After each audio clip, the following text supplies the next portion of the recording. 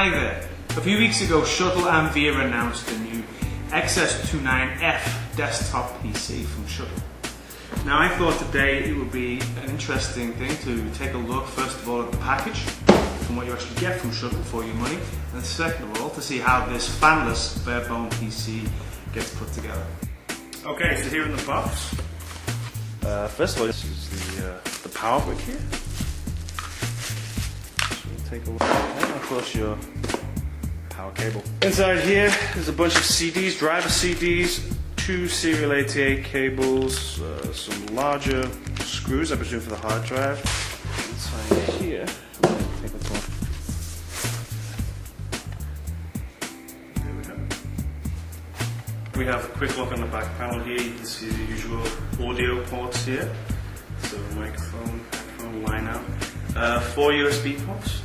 Ethernet port, of course, for networking, DVI, VGA, COM port, and of course your regular PS2.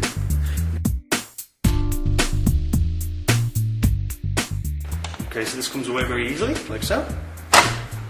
Right. Okay. Now this tray here just pops out very easily.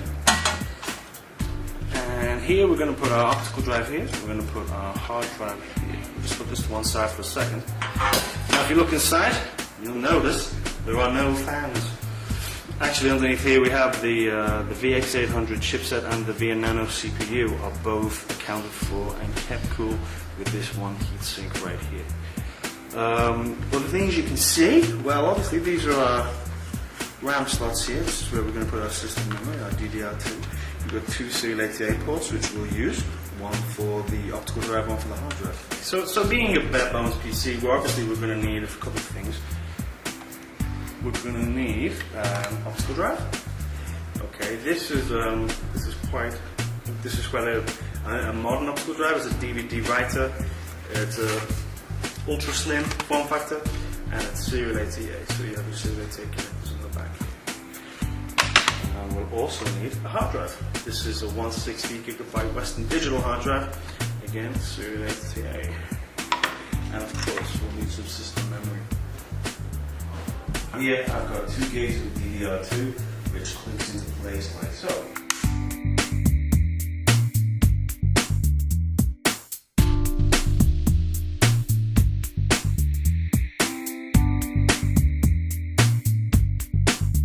Here we have the tray with our drives in place. As we said earlier, the RAM is in place. That's the thing about these compact systems, you kind of have to do things in order. So I mean, once we get this tray in here, it's impossible to install the RAM, so of course the RAM goes first. Now the thing with miniature systems, very small form factor systems like this, is they're quite often very tricky to actually get all the cables and all the wiring in there as neatly as possible. But I mean, the advantage of this system is of course it's fanless, so there's no fans for the cables to snag on, which is useful. As you can see, these cables are nicely tucked out of the way already.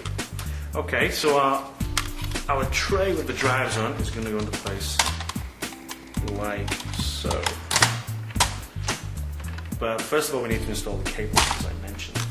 These are our serial ATA cables, and I like to actually twist them around my screwdriver first like so,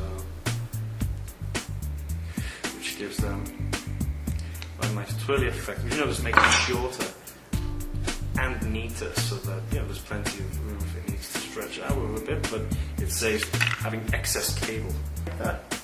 So that's fairly neat.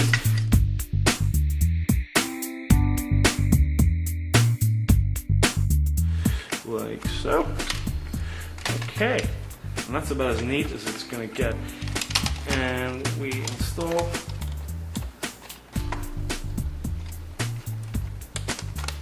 like that. But before I put the lid on, I want to show you this thing. This also came in the package with the drivers and everything. This very small piece of flexible rubber, and the idea is that sits neatly here, and it will have direct contact with the lid of the case, so that those will be held in place, so that you won't hear your hard drive. It'll also cushion the hard drive as well. I think that's quite a nice touch from Shuttle. And the screws are there. Hey presto.